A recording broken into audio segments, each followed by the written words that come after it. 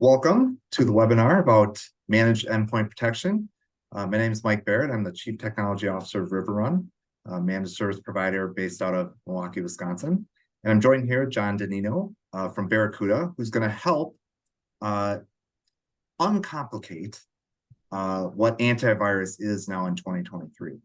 There's a lot of options out there, and one of the things we've been finding with our prospects and clients is it's confusing. And so the purpose of this webinar is to unconfuse it and provide some real data and insights from experts like John on what the difference is. Before we get into that, I'll tell you a little bit about RiverRun. You can go to the next slide, thanks. We are a Channel Futures 501 MSP, and what that means is we're ranked 138th in the country for managed service providers. How do we do that? We've been in business a long time. So 30 years being a leading provider of IT in the Midwest. We have 75 employees, and we use a unique team model where we keep the 75 large company feeling more like a 8 to 10 person company for each of our clients. And we segment our clients based on teams so they have that unique team feel and a smaller company feel, because we know how that can feel for a client. Particularly around IT issues, if you have to go through 100 people to get your issues solved. And so we take a slightly different approach to that, and we believe it's our competitive advantage. We provide managed services for over 300 clients currently, and at the end of the day, our mission is helping our people, clients, and community achieve meaningful results. How we do that, particularly around security, is we start with a solid security foundation. So we've branded our security foundation like umbrella here, where we have all the different things that are hitting companies all the time. So our client base is dealing with a lot: data encryption issues, theft issues, lost laptops, identity crisis, phishing, ransomware is the big one that always gets the news. But there's so many other things that are occurring every single day to all of your users that you may or may not be aware of. And so we decided to go to the marketplace with the security umbrella to help protect you from all those things. Endpoint being one of those products, but you can see underneath the umbrella how many products we have to help with each and every one of those security issues that you may come across. So today we're talking about, exactly. Go ahead. Yeah, no, it's great. Go ahead. Absolutely. Ready to get into it here. So the main topic of today, right, is traditional signature-based antivirus versus next generation endpoint protection. And there's quite a few differences there. But let's start off with some definitions, right? What exactly is a signature in signature-based detection or signature-based antivirus? Well, a signature is a unique pattern associated with a malicious attack. A signature can be found in files, network traffic, or system activity. And signature-based endpoint protection uses a database of known signatures to detect and block malicious threats. And you could see an example of that here. So you may have a virus name or simply a file name. Really, any and all files and programs have a signature, or sometimes it might be called a hash value, which is this unique string of characters. And the interesting part is, even if you were to go into a Word document and change just one letter, just add a period or something like that, you would completely change that string pattern within that file, program, or document. So how does signature-based protection work? Well, when a file is scanned by signature-based antivirus software, the software compares the file's contents to the signatures in the database, kind of how we saw in that last slide there with that illustration. So if a match is found, the file is flagged as malicious and it's quarantined or deleted. So signature-based antivirus software is effective at detecting known threats. And we're going to dive a little bit more into that. But the key point there is known threats. But it's not always effective at detecting new threats. And this is because malicious actors are constantly changing their code to avoid detection by signature-based antivirus. And we could see another illustration of that. So you have that laptop, you have that file or that program or that document.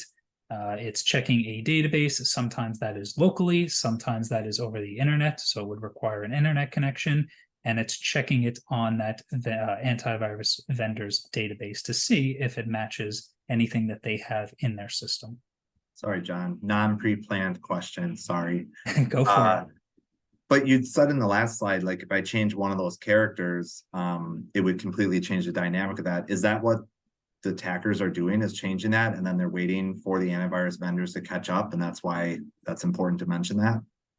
Yeah, exactly. And there's things like metamorphic malware. They're actually scripting these things or making these antivirus pieces of malware and ransomware to change by themselves. So that way, as they infect systems, they're changing as they move on to the next one.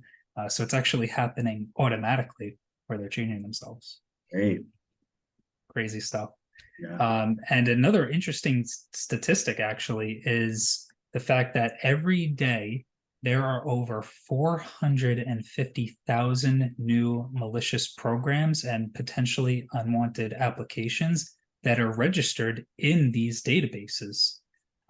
So that's why it's really hard to keep up with this. So new malware is not going to be in that signature database instantly. There's a little bit of lag time from when those attackers create these malicious programs or applications by the time they're found, and then the database is updated across all of the security vendors.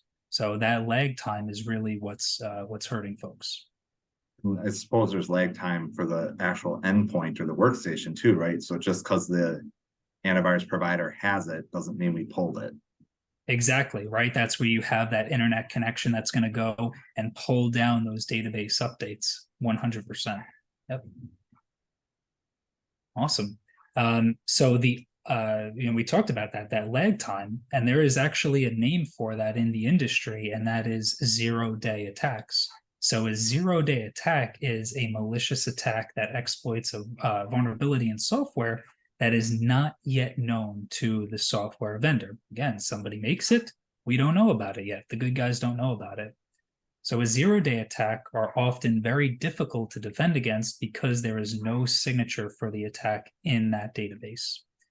Now, our next topic that we're going to get into, next generation endpoint protection. So that's a solution that can be more effective at detecting zero-day attacks because they use behavioral analysis and machine learning to identify suspicious activity. So a little bit more on next generation endpoint protection. So next generation endpoint protection solutions are more advanced than signature-based AV. Some obvious and some not so obvious. So NGEP solutions use behavioral analysis, machine learning, and other techniques to detect and block malicious threats that have not been seen before. That's the key. So even if that new malware gets written that day and no databases have been updated, because a next generation endpoint protection solution knows generally what other, let's say, types of ransomware look like and how they behave, even though it doesn't know that specific new one, it knows how it acts, and that's why it's able to block that straight away without any database updates.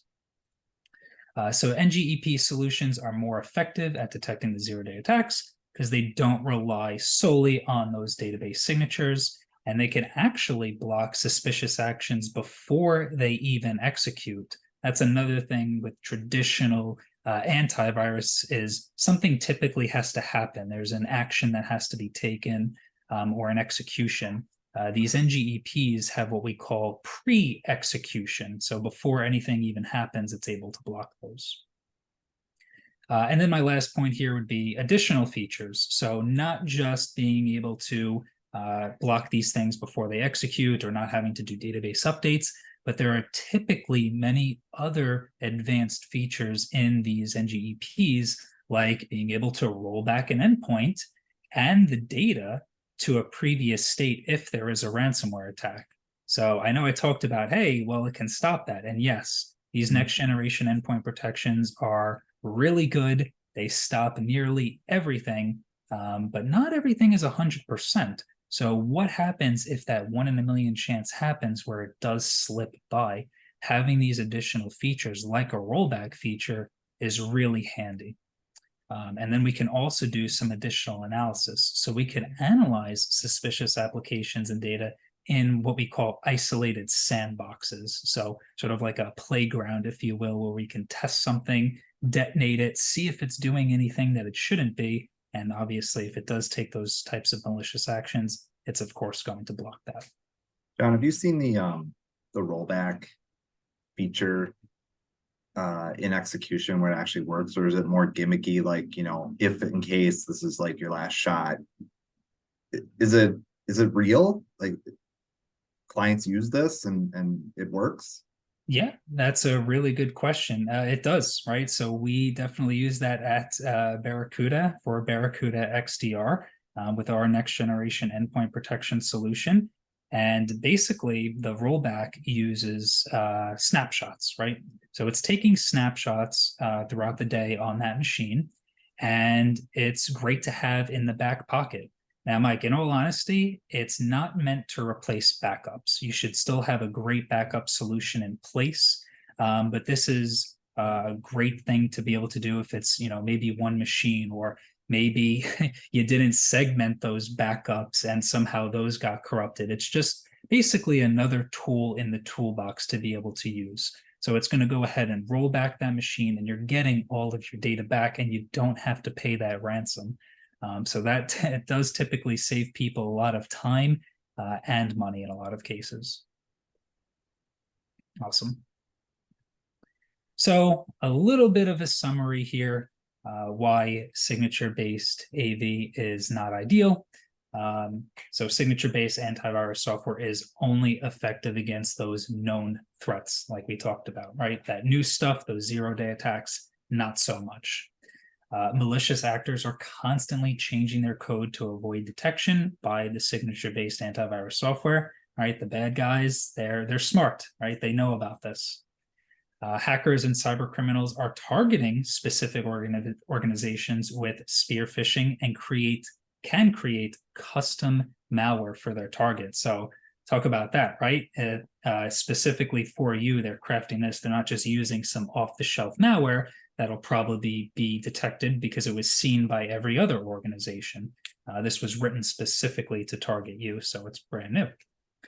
And then we talk about resource efficiency. So typically, next generation endpoint protection platforms are a bit easier on the system, a little bit more resource efficient. And the reason for that is with traditional signature-based AV, you have to go ahead and update that database. And then after you do that, you want to scan the system to see if there's anything new that has been found. And that is typically done every 4, 12, maybe 24 hours, right? Depending on your risk tolerance there. And you ever notice if you have traditional signature-based AV, the CPU fans start spinning up, things get a little bit slower, right? Because it's exactly right. Firsthand experience, right? I remember it back in the day, right? We also used to have AV on our home PCs.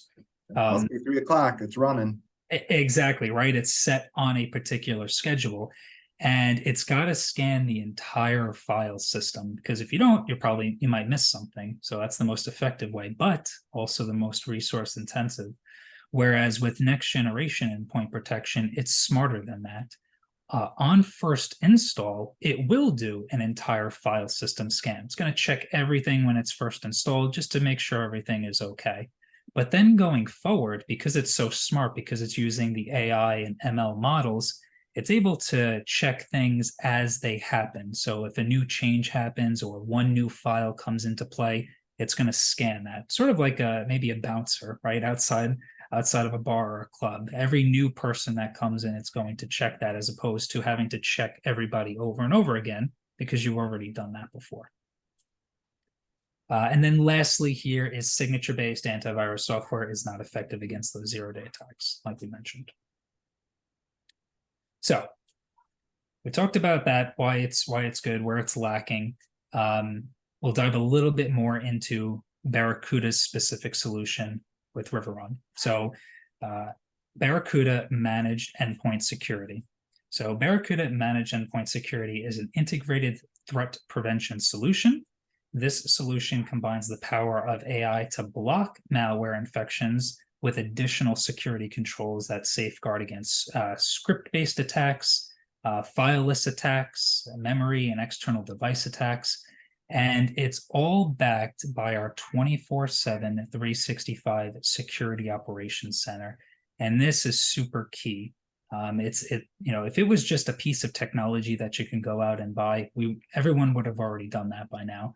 But having good people on the back end, having cybersecurity analysts that can actually set this up, maintain it, update it, and respond to threats as they happen is a really key part in all of this.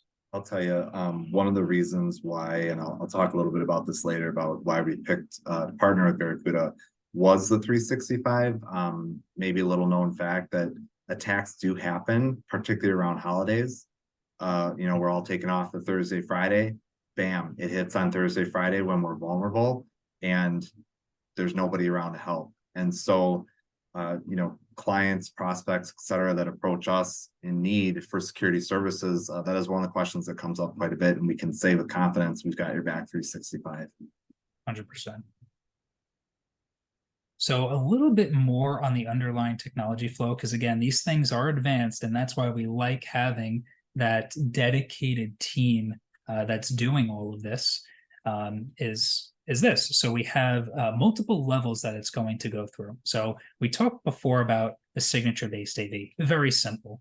We're going to take that hash value, see if it's in a database. Pretty clear cut. With something like a next generation endpoint protection platform, that still does happen. We still use that in these solutions because, again, they are effective against known threats. If it's in the database, nothing else has to happen. We already know it's bad. But let's say it comes up clean in the database, or there is no signature or hash value in that database. There are other steps that happen with an NGEP. So, for example, we have pre-execution or static AI. So that's going to look at the characteristics of that particular file or program. Then we have autonomous behavioral AI story tracking. This is really cool. In fact, I do have a visual on the next slide to show you what this looks like from a visual perspective. But it's basically connecting the dots on everything that's happening on that endpoint and linking them together, giving us a story or storyline. After that, we have the respond and recover, where we can automatically do one-click remediation actions. This is where the Security Operations Center comes in. This is the actions that they can take. They can investigate these, and they can take those appropriate actions like kill, quarantine, cleanup, rollback, disconnected from the network, right?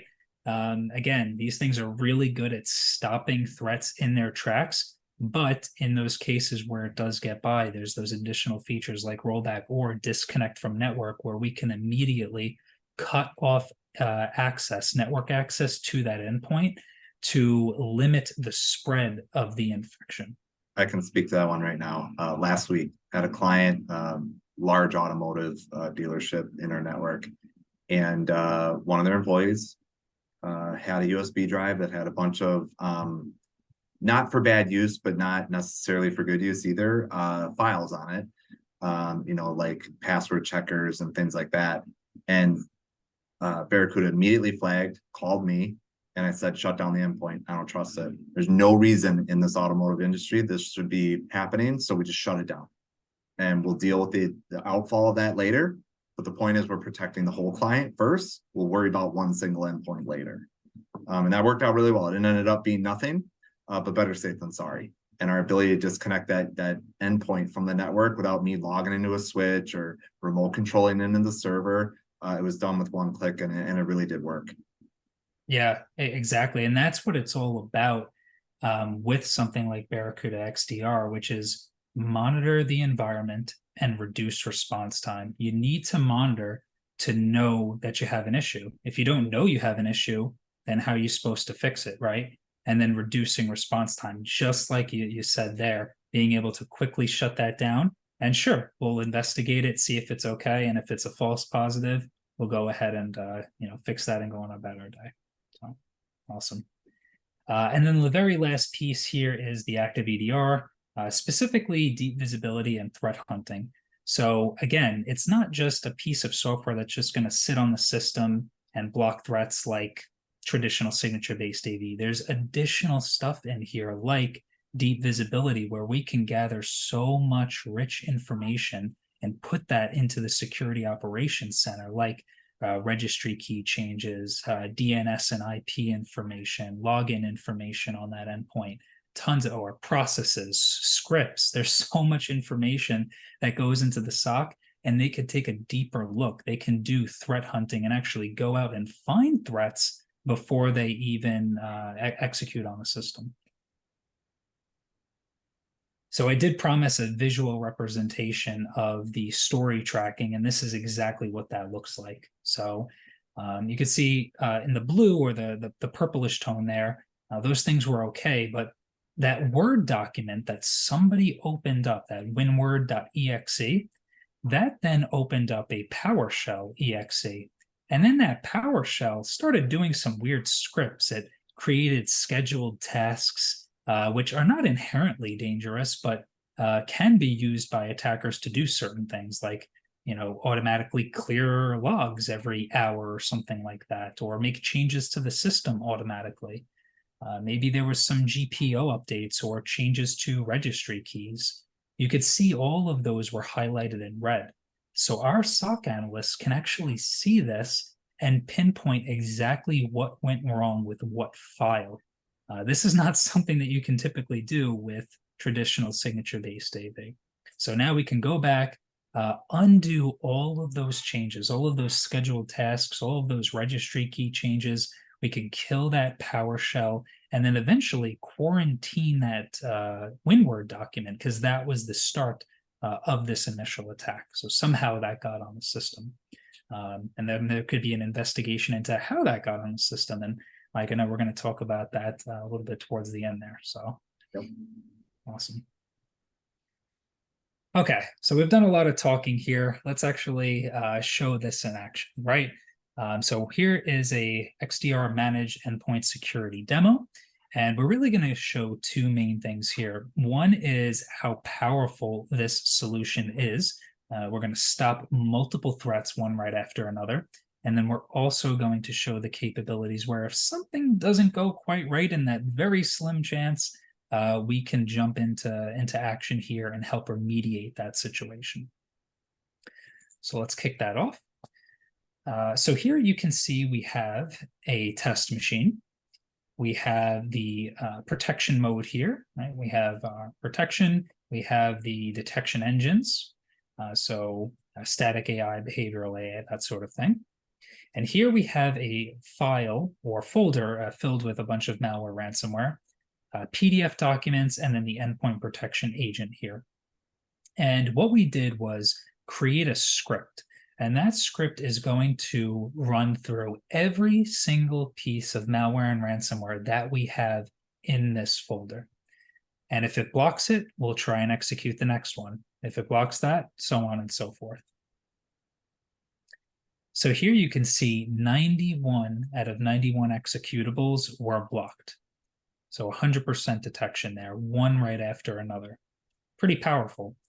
And then down here at the bottom, you could see my documents folder. Everything is fine. My PDFs are still accessible, even though I tried to run a bunch of ransomware. So that's great. That's what's going to happen 99.999% of the time. But let's simulate if something didn't go that way, right, in that slim chance. Let's move that endpoint over to a detection-only policy. So this means it's not going to stop anything on purpose for this demonstration. So we're going to go back to the same machine. We're going to run the same exact script. And already you can see a bit of a difference here. So the endpoint protection software is telling us that we have an infection. If you take a close look at the bottom left corner there, you can see the PDFs are now encrypted. And we have the famous scary ransom note that's telling us we must pay $20,000 in Bitcoin in order to get our files back. We can try and X out of it. Of course, it's not that easy. This is pretty stuck on here. And I could do everything I want. I could try and open up these files, but they're definitely not going to be readable. So this is exactly where the XDR team can jump in 24/7, investigate that, and then take actions like kill, quarantine, remediate, and roll back.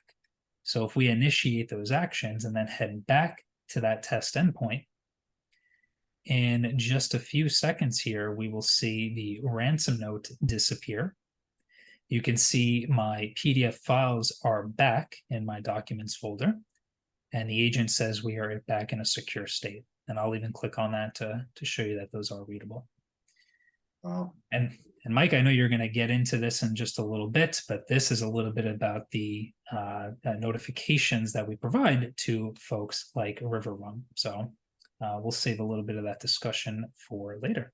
Yeah, but one thing I did want to mention is it actually is that fast. Like the actual infection, if you've never been part of one of those, and I hope you never are, it actually is that fast. Our computer processing speeds have only actually worked against us in the security realm because we can execute nefarious software a lot faster, and the bad actors can be ahead. And so it's really neat to see that real-time demo. And one of the reasons I like this demo is because it is real, and it's real time. It's not sped up. That is actually how fast it goes and how quickly you can lose everything. And of course, how you can roll it back, which was one of the questions I had earlier. So it's cool to see that. Yeah, absolutely. It's because some folks, right, they hear about ransomware in the news, but it's kind of eye-opening if you've never actually seen it happen live before, which we would not recommend testing it on your own. And that's why we have this demo here. So awesome. Great point. And then we just talk about the power, right? There are third-party tests that have been done. This solution, the endpoint protection solution is powered by SentinelOne, and you can see that up towards the top there. That is that next generation endpoint protection platform backed by the 24/7, 365 Security Operations Center at Barracuda. And just like I mentioned, the SOC is a key piece, right? They're the experts when it comes to this. In fact, down at the bottom there, you can see the blue team, level 1. Those are the cybersecurity analysts. Those are the ones detecting attacks, sort of the first line of defense. Up from there is perfect for the conversation that we're having today. There's the green team, level 2, and you could see their name there, the endpoint engineers. They are focused solely on endpoint security. So we have a dedicated team at Barracuda XDR specifically for the endpoint security solution powered by SentinelOne. Up from there, we have the purple team, level 3, senior cybersecurity analysts. Those folks work very closely with our blue team. A lot of collaboration going on there. And then finally, right below the SOC managers there at level 5, we have the red team at level 4. Those are the senior incident response and attack analysts. These are the heavy hitting folks. They're going to pick up the phone and call folks like Mike and the team over there at RiverRun and get on a Zoom bridge, right? These are those high level alerts. Ransomware was on the system or some sort of an account takeover, something that needs immediate access and all hands on deck. I wanted to share a little bit about what we see from our perspective and ultimately what our clients would see after we close a ticket. And so, you saw what SentinelOne and Barracuda was doing behind the scenes. What I get is an alert right in my system where we track all of our tickets. And it says, hey, SentinelOne or endpoint protection, it found a threat, it mitigated it. So that's my first, whew, good, we're good there, did its job. And then it gives me some description about what it is, what we should do about it. And then our job and where we provide the white glove services, we call the client, contact the client, have a conversation. I had another one last week where they were in the middle of the night, which is flag number 1, adjusting SharePoint permissions. Not something you generally do in the middle of the night. And so I called, and just so happened the client was doing that at 2 or 3 in the morning. I guess couldn't sleep and just needed to do SharePoint permissions. Well, Barracuda, the system, it all said, nah, this doesn't really add up. Let's flag somebody about it. And so we provide that white glove service, call the client and just let them know, hey, we've got your back. Glad it's a true positive, but it actually in this case would have been a false positive, and we just go ahead and close the ticket. Where it doesn't go that way, we get the opportunity to work with the client and they say, no, I didn't do that. I don't know what you're talking about. And then I can immediately go back to Barracuda and say, let's raise this up a level, which speaks to the levels of analysts and senior analysts that they have. And we get to engage in more of a consulting capacity to figure out what happened, how did we get here, what was the root cause, and how are we going to prevent it from happening again. And we actually have been a strategic partner with Barracuda, making this even easier on the MSP, me, which ultimately is easier on the client. So better understanding what these alerts are, clear actionable steps that not only us, but the client can take to prevent this from happening again. And from my perspective, that's been a great partnership. And one of the things about the partnership, we had a smattering of options, I'll say, when we were thinking about going this direction. One of the options was build a security operations center here in Milwaukee. And when looking at it and looking at the talent that some of the vendors had already curated, coached, attracted, master's degrees in security, stuff like that. Our ability to grow that talent with a very specific security focus would have taken a long time. Compared to companies such as Barracuda that partner with MSPs like me, they've gone all the way to level 5. And why I love this slide is we do have the option to stay with a SOC that's level 1. I'd argue I could probably do the level 1 here. Once we get to level 2, 3, 4, now we're starting to really get out of the ability to just house that all here. Because remember, we have to take care of all the regular run-of-the-mill service tickets too. And so by partnering, we can partner with experts, have them do their thing while we continue to deliver the white glove service that is what our clients were attracted to us in the first place for. And so we kind of get two things at once here. And when looking at the different options, Barracuda was by far the furthest ahead and was the reason that we went with them. When there is an event, it was our feeling that we wanted all hands on deck and we wanted to be treated like the only client at that point for our clients. And my experience thus far has been nothing other than that. We've only talked about XDR, right? So that's the actual endpoint protection, the thing that's sitting on the laptop that you're probably watching this off of. There are so many other solutions that we also partner with Barracuda on, such as watching Microsoft's 365 tenant. A lot's going on in that tenant. Accounts being added, rules being generated. If you've ever created a junk mail rule, we watch those. Why do we watch those? Because that's one of the #1 things when you get phished that attackers will do is set up a rule so you don't see all the emails that they're forwarding out to an outside account while they're collecting bank information and things like that. They're always watching, and so are we. So we've got tools and options to protect you there. We also have network monitoring for the more advanced networks in our clients. We get to watch every endpoint, every connection, every switch, every access point. What is it doing? Even the Roku that you're putting in on the TV, we're watching it. And we have tools like that. Email security, every day that product is changing because attackers and marketers and communicators are all trying to find different ways to send us junk mail to have us buy stuff we don't need. And then stuff sneaks through. And that's where the human, which is our weakest element in the security chain, unfortunately gets caught and clicks on stuff they shouldn't. They give their credentials out to bad actors, and we end up with an event. And so I'm hoping what you can see here is we have a whole suite of offering that we do package here at Riverrun in partnership with Barracuda to offer our clients, and I knew that was going to happen, offer our clients and make sure that they're fully protected at all times. I wanted to leave you with my contact information. We're hoping that this was very informative for you. Again, my name is Michael Barrett. I am the Chief Technology Officer here at Riverrun. My contact information is there. You can call our main office at 7474 and we'll connect you with whomever you need to talk to and explain all of our solutions and offerings that we have. With that, John, I wanted to thank you. Really appreciate partnering, building this with you. and of course, your expertise